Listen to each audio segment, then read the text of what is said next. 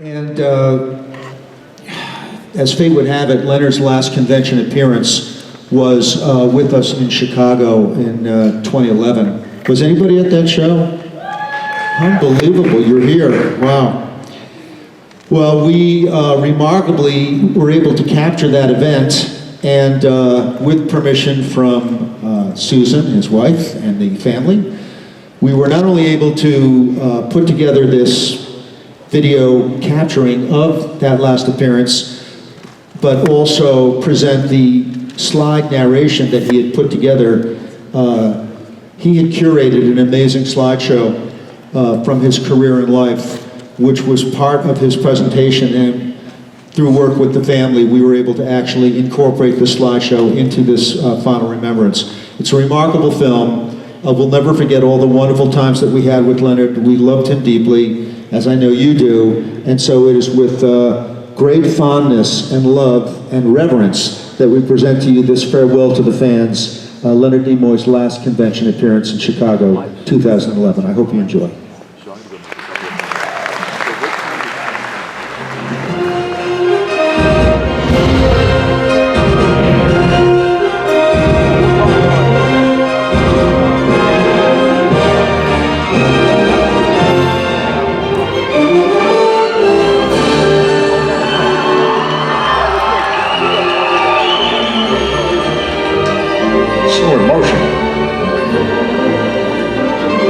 Thanks.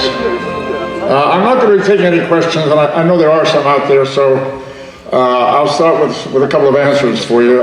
People ask why I did the job on the Transformers. The fact is that the director is Michael Bay, who's my wife's cousin, so I had no choice.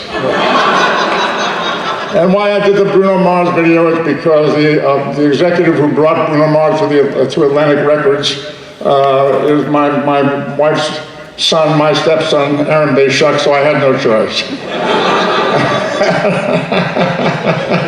And people have been asking me if it's true that William Shatner tried to drown me when we made Star Trek 4. That's up to you to decide.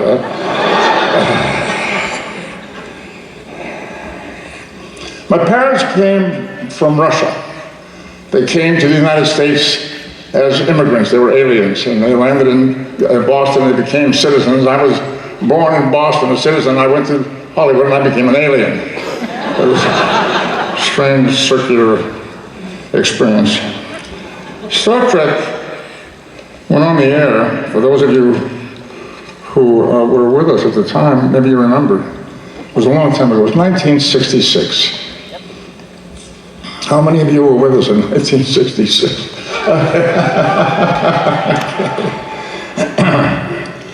My life quickly got very crazy.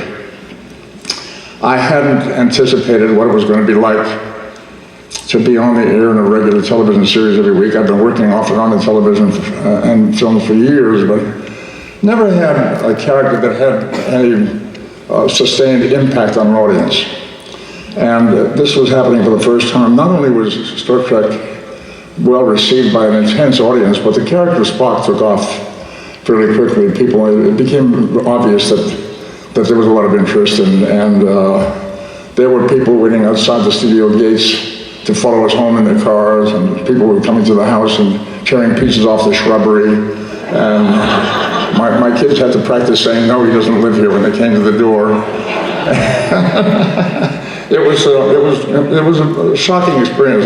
We hadn't even bothered to change our telephone number. We were still listed in the Los Angeles telephone directory.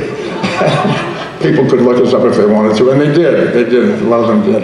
Anyway, not long after we went on the air, I was invited to speak at a college in Billings, Montana. And I thought this could be a nice, quiet experience to get away from this madness that was happening in Los Angeles. I like speaking to students, and I'll go to Billings and have a restful weekend and talk to some college students there. So I accepted the date, and I flew to Billings, and I was met at the airport. I was taken to a local motel, and I went inside to unpack my bags. I wasn't in the room more than 5 minutes when the phone rang. And I couldn't imagine who would be calling me, but I picked up and I said hello. And a young female voice said, "Hello, is this Mr. Nimoy?" And I said, "Yes, it is." She said, "Oh my God, it's you." I said, who are you? She said, oh, I'm so excited. I can't tell you, we just love Star Trek and Mr. Spock so much. We're just so crazy about this. Okay, that's very nice. Who are you? She said, my name is Mary. I said, Mary, where are you calling me from? She said, I'm calling you from Denver. Mary, how did you find me? She said, I heard you were speaking at a college in Billings, and a friend told me, and I called all the hotels and motels, there's only 3. Well, I said, thank you very much for your support, your interest. We really appreciate it. Keep watching the show. I've got to go there with some people waiting for me, and we hung up. And I finished packing, and not 3 or 4 minutes later, I was heading for the door, and the phone rang again. And I picked it up, and I said, hello. And another young voice said, hello, is this Mr. Nimoy? I said, yes. I got him on the phone. I got him. It's him. No, it's really him. I got him. Listen. Wait, who are you? This one said, my name is Sally. I said, Sally, where are you calling me from? She said, St. Louis. Sally, how did you find me? She said, my friend Mary called me from Denver.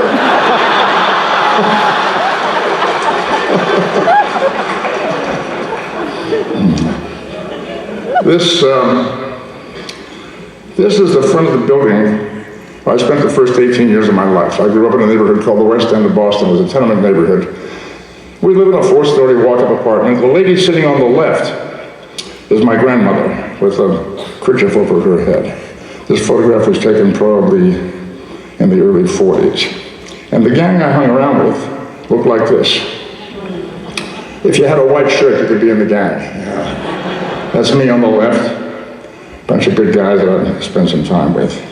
And when I was about 8 years old, I walked into a building called the Elizabeth Peabody Playhouse, neighborhood community settlement house, which was there to help immigrants to kind of become members of the culture and the society. They had classes in how to speaking English. They had classes in how to keep a clean kitchen, classes in how to take care of your money, how to save, how to open a savings account. They had a modest sports program. They had a science lab. They also had a very beautiful little theater, and about a 375-seat theater. And when I was about 8 years old, I used to hang around there after school and on weekends. And one day they asked me to go into a room and sing a song. I think I sang "God Bless America" or something like that. And they said, "You are now Hansel in a production of Hansel and Gretel." So that was the first time I stepped on stage, and I remember it very well. And that theater had a very beautiful curtain. All the theaters in those days had curtains. When you walked into the theater, you sat down, you were looking at a curtain. And when the show was about to begin, the curtain would rise or part, and then you'd see the play or the show that you came to see. This curtain was embroidered with a very beautiful forest scene. And at the bottom, in Gothic letters, was embroidered the words, "Act well your part, there all honor lies." And it struck me, and I thought, oh, that's interesting. Even as a very young kid, it meant something to me to do your work well, to play your part well, in order to be honorable. That it was honorable to do good work. It meant something to me. And when I was about 17, I acted in a play there called Awake and Sing. And in this play, it was the first time I was in an adult drama about a family much like my own with adult actors. And because I'd been playing children's theater up to that point. And for the first time, I was struck by the feeling that we were doing something that was going to affect people's lives. That this performance we were giving could actually illuminate people's lives, affect their lives in a positive way. They could learn something about themselves. The story was about a family very much like my own. 3 generations living in one apartment together. And the dynamics, the pressures, the emotions were very similar to what I was experiencing in my own home. And the character that I was playing, a kid called Ralphie, my own age, 17 years old, wondering aloud, how do you get ahead in life? How do you figure out how to get the right job or get the right education? How do you figure out how to find out how to get the right girl for yourself? These were questions that I was asking myself, that I was troubled by. And I thought, well, I really identified with this to the extent that I decided that if I could do this kind of work, this kind of meaningful work in front of audiences for the rest of my life, I would consider myself a very lucky person. So I decided to be an actor. And I went home and told my folks about my decision. My folks didn't come to the United States for their kids to be an actor, you know. Their dream was the typical immigrant's dream. You save up money so you could send your kids through college, and they'll become doctors or lawyers or engineers or scientists of some one kind or other and so forth. My brother did that. My brother was 4.5 years older than me. He became a chemical engineer with a graduate degree from MIT and had a wonderful career with Johnson & Johnson for many years. And here I walked in and said, I'm going to be an actor. So my dad, who was a very unsophisticated man, he was a barber all his life, not a hairdresser, a barber. He cut hair all his life and came from the old country, and what he knew about actors had a very limited point of view about what that life was. And when I said, well, I want to be an actor, he said, you'll be hanging around with gypsies and vagabonds, which sounded kind of interesting to me, actually. I thought, okay, if that's the case, I'll deal with that. And then he gave me the only advice that he ever really offered me. He said, learn to play the accordion. He said, you can always make a living with an accordion. And I didn't take his advice, and I'll tell you, for the next few years, some of the jobs that I had, playing the accordion would have been a nice step up. But anyway, I didn't take his advice. Just before I left Boston to go to school in California to try to start an acting career, the last movie that I saw was a movie of Shakespeare's Henry V, starring and directed by Laurence Olivier, who was considered the greatest actor of his generation. And I guess I was 18, just before I left Boston.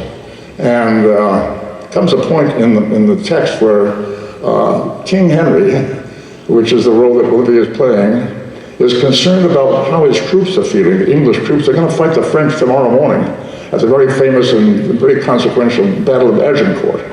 And the English are vastly outnumbered by the French. So Henry is worried about what his troops are thinking, and he goes out at night amongst the troops disguised, hooded, so they won't see who he is, because he wants to hear their real conversation. And he hears somebody say that they wish they had more men for this fight. And Henry reveals himself, and he says, what's he that wishes so, my cousin, Westmoreland? Nay, cuz, he says, wish not a single man more. If we are marked to die, we are enow to do our country lost. But if to live, the fewer men, the greater share of honor. God's will, he says, pray not one man more. He that hath no stomach for this fight, let him depart. His passport shall be made, and crowns for convoy put in his purse. We would not die in that man's company that fears his fellowship to die with us. Well, the word honor struck me again, and it resonated for me. It made a very deep impression. He said, by Jove, I am not covetous for gold, nor care I who doth feed upon my cost. It yearns me not if men my garments wear. Such outward things dwell not in my desires. But if it be a sin to covet honor, I am the most offending soul alive. So you can imagine, 18 years of age, I've been carrying that idea in my head since I was 7 or 8, as a result of what I'd seen on that curtain at the Peabody Playhouse, and here it was again. And it meant a lot to me and stayed with me for the rest of my life. In search of honor, I got on a train and went to that citadel of honor known as Hollywood. I spent 3 days and 3 nights on a coach seat, passed through Chicago on the way. First time I ever saw the country. And that's why I went. I wanted to see the country by train. And that's why I went by train. I got off the train in California. I moved into a rooming house, and where I shared a room with 3 other guys. We each paid $6 a week. And I got a job working in an ice cream shop. And I got myself some 8x10 Glossies. And I walked up and down Sunset Strip where the agencies were, looking for somebody hopefully to represent me and maybe help me get a start as an actor. And it wasn't very long before I found myself on a soundstage, acting in a film. There's the camera crew and the sound crew, and we get the costumes and the makeup and all this. And I thought, this isn't so hard. I'm on my way. This show is going to rocket me to stardom, if you'll pardon the expression. And to this day, I cannot imagine why it didn't really take off and work for me. It was a wonderful project called Zombies of the Stratosphere.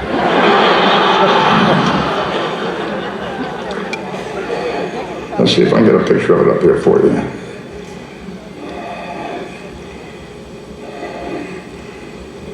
Scotty?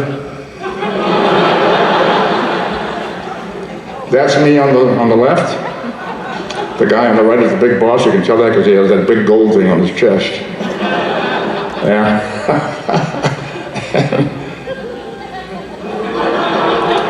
That's yours truly, a zombie from the stratosphere. It was a wonderful story. I think there were 4 of us came on a spaceship that wobbled across the screen, and we got off and we stole a pickup truck and some Colt 45s and said, we're going to take over Earth. This was followed by another great hit called Attack of the Brain Eaters. You've seen it, right? No?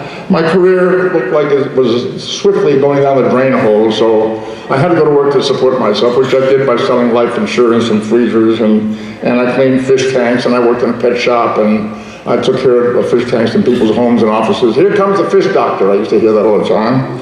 And then I found a 2-year job in the United States Army. And I was standing in front of a desk, a corporal sitting behind the desk, filling out a questionnaire, and he's asking me questions. And he said, what do you do? And I said, I'm an actor. And he said, oh, what have I seen you in? And I said, Zombies of the Stratosphere. And he said, infantry. And then it was that.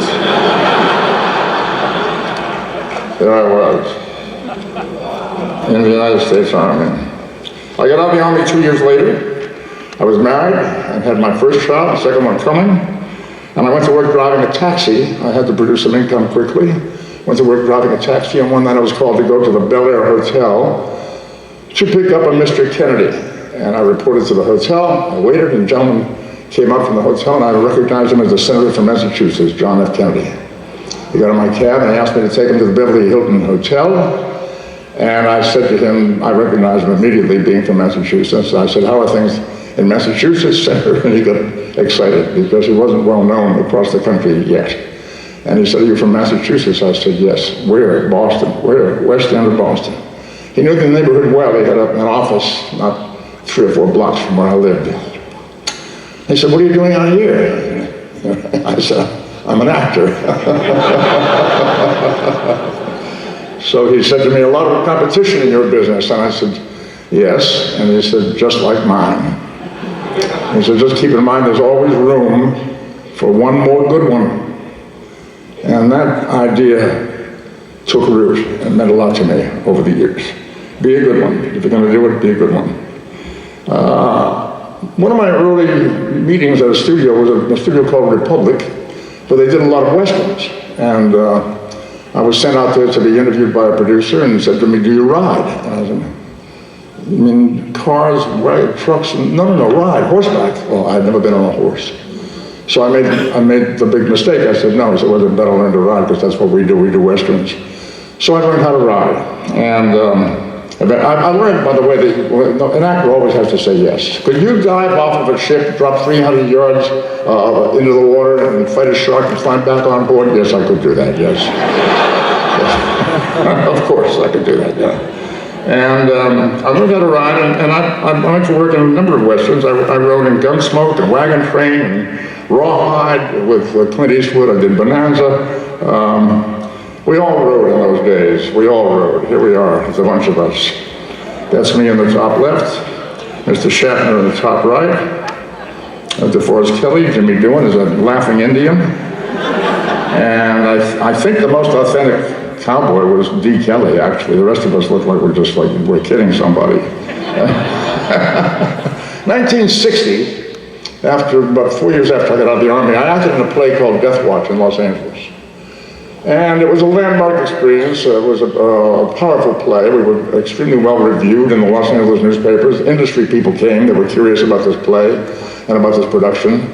I was seen by a lot of producers, directors, casting agents, and so forth. And I began working quite steadily. I worked on Twilight Zone and Outer Limits and Dr. Killdeer, Perry Mason, and eventually a series called The Lieutenant. I did an episode in a series called The Lieutenant, which starred Gary Lockwood. And it was produced by Gene Roddenberry. And he sent word that after he saw my work that he was producing a pilot for television, a science fiction pilot called Star Trek, and he had in mind for me to portray a character in the show. I went for a meeting thinking I was being auditioned, and I discovered that he wanted to sell me on doing this job because he wanted me to do this. He showed me the various props and the wardrobe and the production design, the ships and so forth, and explained to me what it was all about. And I thought, interesting, and then it got very interesting when he told me about the character Spock. What he told me that meant a lot to me was that this character had an internal conflict, an internal life, internal struggle going on because his parents were human and Vulcan, his human Earth mother and his Vulcan father. And the Vulcans, he told me, had ruled out emotion out of their culture many, many years earlier. And Spock had this internal struggle because he was half human, half Vulcan. And I found that useful and challenging and therefore interesting, potentially, the character to play. And then he said, you'll be wearing, of course, pointed ears. And I thought, well, this can go either one of two ways. It can work very, very well, or I could be the Dumbo of the year. You know? I decided to take the chance, and obviously I'm glad I did. And I did hear a lot of ear jokes for quite a while. But eventually they went away because the character really started working and took root in the culture. This was what I looked like when we were playing Death Watch. That's me standing center, and the gentleman in the uniform at the door is Robert Ellenstein, who I later hired to portray the President of the Federation in Star Trek IV, The Voyage Home. This is a very, very early photograph of us from Star Trek. We were very fresh, new, naive, the summer of 1966, before we even went on the air. Somebody said, does somebody want to talk to you fellas outside? Will you step out, please? We stepped outside, they snapped this picture, and there we were for the first time in makeup and costume. This is us, detailing in the chair, and myself with my street clothes still on, but my Spock hair, my Spock ears, and so forth, done and ready to go to work. And on a hard day's work, this is what we looked like, struggling to get through the day. There we are. Yeah. The work was intense. The work was intense. I was there from 5:30 in the morning, 6 o'clock in the morning. I got up at 5:30. 6 o'clock in the morning till 6:30 at night. And a lot of dialogue and fast work because we were on skimpy budgets. But it was exciting. It was always exciting. And I was always looking for ways to discover, explore, enhance the story of the Spock character. We got to an episode where the captain was split into two personalities by a malfunction in the transporter. And what was it called? Enemy Within. Who knew that? Of course you did. Okay. And so there's a good Kirk and there's a bad Kirk. And there's a scene where the bad Kirk and the good Kirk have a confrontation, and the bad Kirk is going to kill the good Kirk. And we can't let that happen because we'll never get Humpty Dumpty put back together again. So it was written that Spock comes up behind the bad Kirk and hits him on the head with the butt of his phaser to save the good Kirk from being killed. And I said, you know, that's really not appropriate. It's not the thing that a Vulcan would do in the 23rd century. And the director asked me what I had in mind, and I said, well, Spock is a graduate of the Vulcan Institute of Technology, and he took a number of courses in human anatomy, and Vulcans have the energy at their fingertips, which if applied to the proper pressure point on a human would render him unconscious immediately. Said, oh, okay. Show me what you mean. So I came up behind Bill, and I pinched him like that, and Bill did that and fell to the floor, and that's how the Vulcan neck pinch was born. And for so many people have asked me to teach them how to do that, they can do it to their kids. You know. No. We got a beautiful script, second season, from a great science fiction writer named Theodore Sturgeon. It was called Amok Time. And a really intriguing story.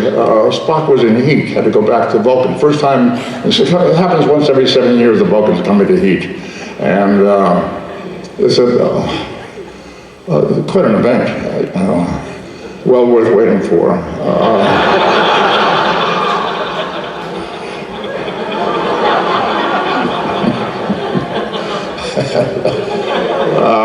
We learned that Spock was betrothed as a child, and he's got to go back to fulfill a marriage contract. And so we're going to Vulcan. going to see other Vulcans for the first time. So far, we've only seen one Vulcan, Spock. Now we're going to see Vulcan, the planet, and other Vulcans. So my antenna are really out looking for opportunities to develop the story of the Vulcans and the Spock character. And we land on the planet, the three of us, Dr. McCoy, Kirk, and myself. We're met by a procession that comes out from the city. They're carrying is a very regal lady in a sedan chair, which is revealed as a lady named T'Pau, who's the matriarch of the planet. She's going to preside over Spock's wedding. Very important event. And they set her down. I'm okay. Are you okay? I thought I heard somebody crying. No. Okay. They set her down, and I'm supposed to approach her, and she says, "Welcome home, Spock." And I don't remember exactly what I said. It was something like, "Nice to be here," or "Thanks." Anyway, I said to the director, "I think we should do something special when Vulcans meet." And he said, "Well, what do you have in mind?" And I said, "Well, humans shake hands when they meet, and Asian people bow to each other. Military people salute each other. What do Vulcans do?" He said, "Okay, what do Vulcans do?" So, I reached back into my childhood in a synagogue with my parents during the high holidays. I'm just sitting with my father and my brother and my grandfather. The women are upstairs in the balcony in the Orthodox Jewish synagogue. And there comes a moment in the service when the congregation is blessed by a group of gentlemen who are known as Kohanim. They are the members of the priestly tribe of the Hebrews. And they get up to bless the congregation. They do it with a blessing that's in both the Old and the New Testament. May the Lord bless you and keep you. May the Lord cause his countenance to shine upon you. May the Lord turn his graciousness unto you and grant you peace. And they do it in Hebrew. Excuse me, mechanical difficulties. So my father said to me, "Don't look." There's this group of men up on the stage just like I am, facing the congregation. He said, "Don't look." And in fact, the congregation's got their heads covered with their prayer shawls, with their hands over their eyes, and they're not looking. And we're hearing in Hebrew this fervent, passionate chant. And it sounds like a revival. They're shouting. They're not singing. They're shouting this prayer in Hebrew. And I thought, well, something serious is happening here. I'm 8 years old. I was told not to look, but I snuck a peek. And what I saw was these gentlemen with their hands stretched out towards the congregation like this. It's a magical thing. Every time I do that, flashbulbs go off.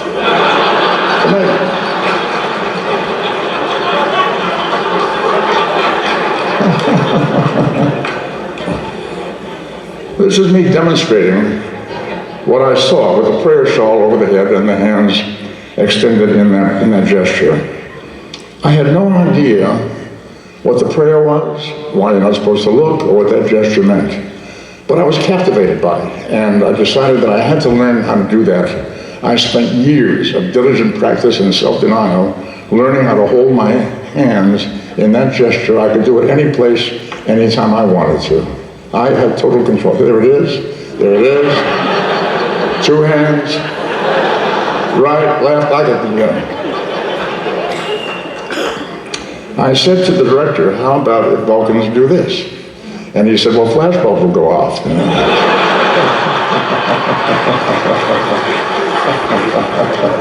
No, he didn't say that. I'm kidding. So he said, "Okay." And we went to see Delovsky, the actors who were playing T'Pau, and he said, "This is what's going to happen. Leonard will approach you. He'll say the words. He'll raise his hand in this gesture, and you will respond with this gesture." The problem was, she had not spent the years of diligent practice and self-denial that I had, and she couldn't do it. So I thought, well, we have to find a way to do this, because it felt so appropriate. And what we did was we got her hand in shape so that she could hold it that way, ready, with her left hand in shape. And she had it hidden from the camera. When I raised my hand, she was ready, and she raised hers.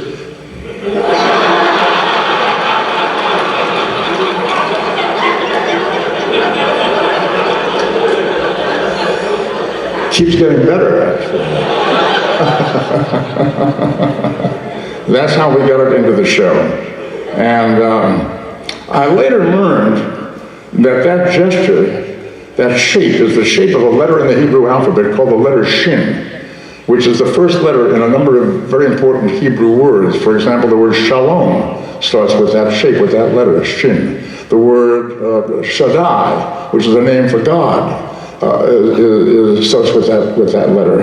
And then much later, I learned that the reason you're not supposed to look is because the belief is that during that blessing, the Shekhinah, which also starts with the SH, Shin sound, the Shekhinah, feminine aspect of God, comes into the sanctuary to bless the congregation. And you cover your eyes to protect yourself because the light from her is so powerful, it could be very damaging, even fatal if you saw it. So you don't want to see that light. To protect yourself from seeing it by covering your eyes. That's why they hold their hands in that gesture, and that's why they cover their eyes.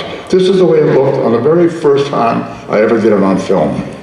That was the day in 1967 when I introduced that gesture into the show. That's my son, Adam. He came to visit me at work one day, and they stuck him into the makeup department. They put ears on him and sent him out to the set to surprise me. He's here today. If you see the ears, you'll recognize him. Hi, Adam.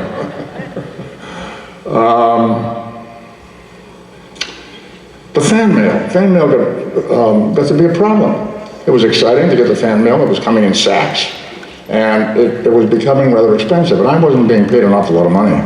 So we requested that the studio help us financially with dealing with the fan mail. And one day I got this letter from the business affairs people. They said, for the past several weeks, we've been consulted with respect to the operation in regard to your personally handling your fan mail. I have iterated myself many times with regard to the agreement that I made with respect to our obligation to you in this connection. For purposes of clarification, to you and others receiving copies of this memo, I would like to iterate the agreement that was made. Desilu, in addition to your compensation, agrees to pay you $100 toward your secretary and equipment, your needs for personally handling the fan mail. It is not intended, nor was it specifically agreed, that we would furnish you with pens, pencils, etc., which we assumed you would furnish yourself. So I answered that letter the next day. This is June 13th, 1967. Dear Ed, thank you very much for taking the time to send me your memo clarifying our agreement as regards to the fan mail supplies, etc. I hasten to assure you that we will no longer need to make requests in this area for some time, since my secretary and I have gone to various offices around the studio and managed to steal all the pens and pencils we need.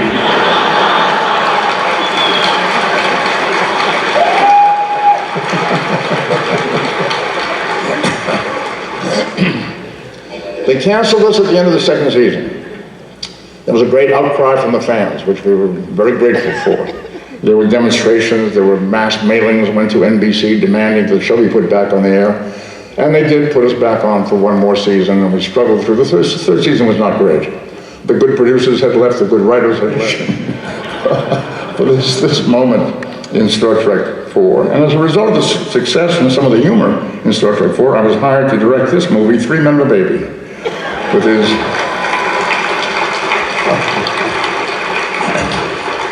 these wonderful, wonderful people, Tom Selleck and Ted Danson and Steve Guttenberg, and this magical baby.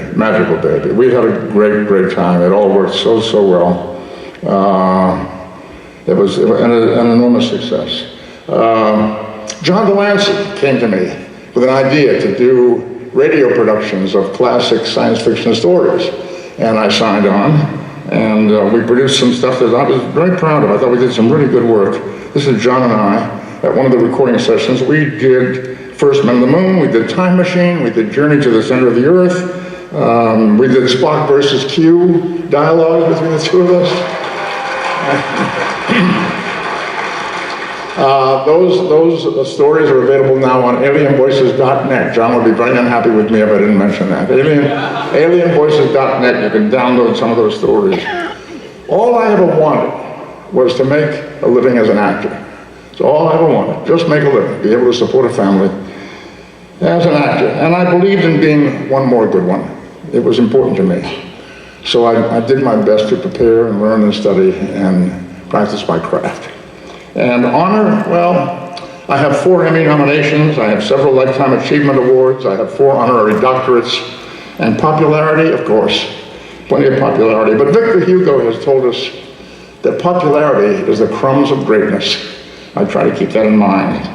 Do I have an identity issue? Of course I do. If somebody yells Spock, it's my head that turns. You know? I have walked alone, seeking answers.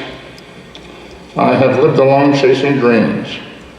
I have tried to prove my worth to worthless judges.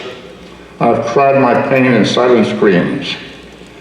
I have been sometimes served a touch of kindness.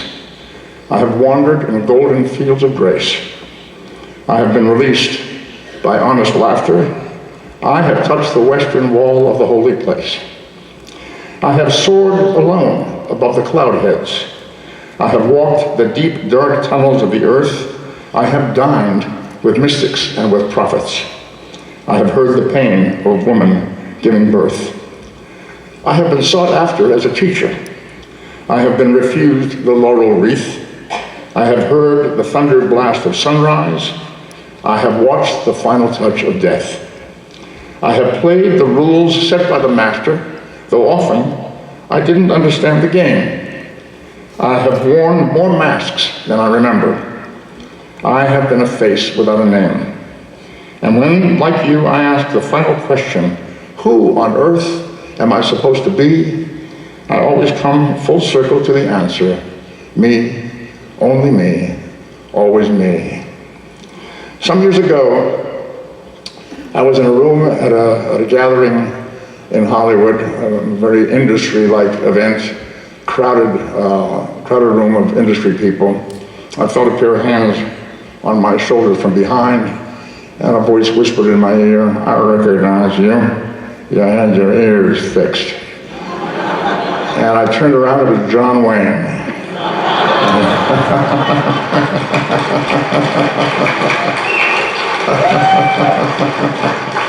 It was great, it was great. I believe in living a creative life. I believe in bringing something extra to the party, bringing more than just a presence. I believe in showing up and using both sides of my brain. I believe in being passionate about whatever work I choose to do. In recent years, I've turned my interest mostly to photography, the last 15 years or so. And my work is in permanent collections around the country in many museums. I've turned out various projects that were conceptual in nature. The first was called Shekhinah. This is based on Jewish mysticism and actually stemmed from the hand gesture and the benediction that I told you about. This is the Shekhinah who comes into the sanctuary to bless the congregation that I learned about in recent years. And I did a project based on the concept of beauty in our culture, the preconceptions about beauty in our culture. I did this project called the Full Body Project, which was a reflection, a study of the concerns about what we see as beautiful in our culture. And these are women that you don't often see represented as beautiful, but there they are, and I think they're beautiful. And then thank you. I came across a story on the internet about Aristophanes, a very successful and very well-known philosopher, playwright in ancient Greece, who came up with an explanation for human anxiety, human angst, this thing that we live with, that we feel kind of disassociated from ourselves in some way, not comfortable with ourselves in our own skin sometimes. And he came up with a very fanciful idea to explain it. He said at one time humans were double people. We had 2 heads, 4 arms, and 4 legs, each of us. We were attached back to back. And the gods became angry because we were arrogant and powerful. And Zeus solved the problem by taking a big sword and splitting everybody in half, sending everybody on their separate paths. And ever since then, said Aristophanes, humans have been looking for the lost part of themselves to try to reintegrate, to make themselves feel comfortable and whole again, because they feel somehow disconnected.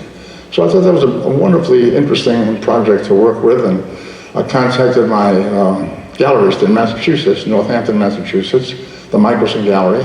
I asked him to round up a bunch of people, which he did. We photographed 95 people who were invited to come to have me photograph them, to do a portrait of each of them individually, by appointment, if they would come as their secret or hidden or fantasy self. And they arrived over a period of a couple of days. We had this wonderful, thrilling experience with these wonderful people who came creatively and generously to present themselves in these various guises as their secret selves or fantasy selves. 25 of those images were shown at the Massachusetts Museum of Contemporary Art for 6 months in an exhibition there. There's a 40-minute video that's available of that whole encounter and experience of my conversations with those people during that process. The project is called Secret Selves, and if you go to my website, LeonardNimoyPhotography.com, I think you'll find that there's a catalog available with that video. You might find it interesting. I also have street credibility as a photographer, which I really enjoy. One night after an event in Los Angeles, my wife and I were walking to the parking lot, and we were walking with Tom Hanks. And a young fellow recognized him and came running up and said, Mr. Hanks, can I have my picture taken with you? Tom Hanks said, sure, who's going to take the picture? Now the young man recognized me, and he said, oh, Mr. Nimoy, you're a wonderful photographer, will you take the picture?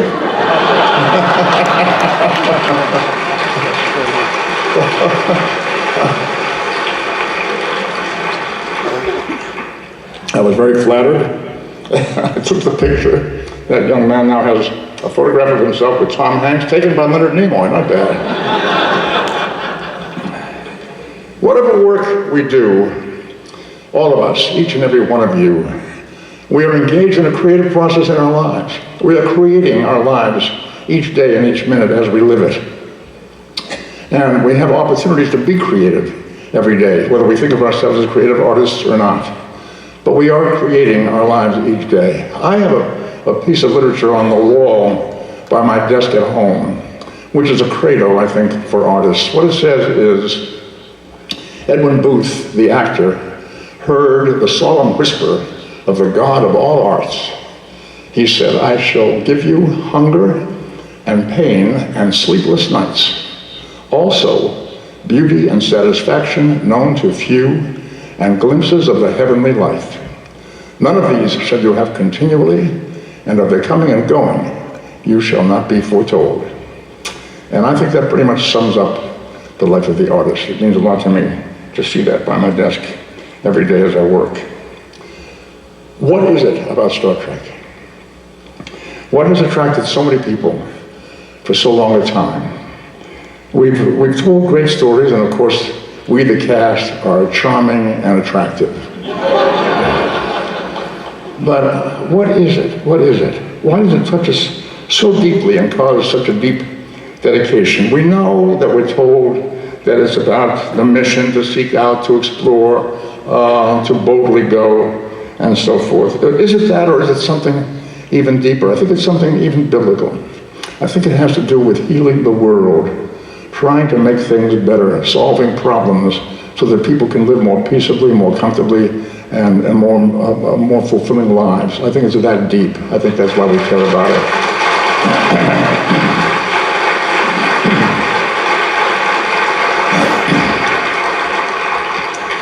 I am an incurable romantic. I believe in hope, dreams, and decency.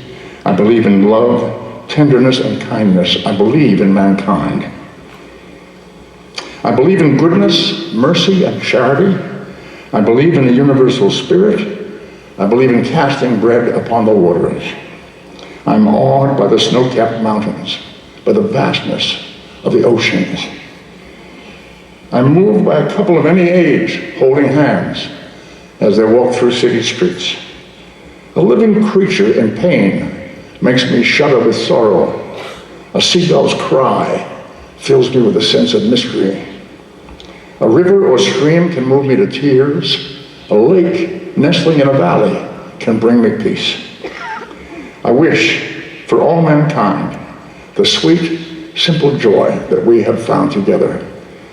I know that it shall be, and we shall celebrate.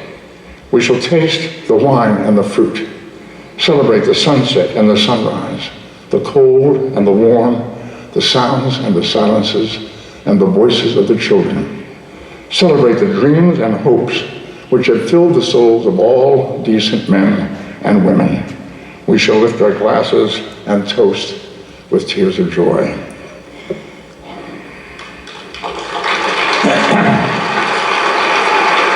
Thank you. Thank you. This is hard. This is hard. I thought it would be, and it is. I still owe a couple of appearances here and there, so I may pop up from time to time. You may hear my voice on a soundtrack, or maybe see a fleeting image of me on television or in a movie. But this is my final convention appearance. I'm so grateful for the support we've had and for the love and an exchange of love that we've had for so many years. It's meant an awful lot to me and all of us connected with Star Trek. You have been gracious, you've been warm, you've been generous, you've been, in a word, wonderful. We appreciate it. I appreciate it very, very much. May each and every one of you live long and prosper. Good night.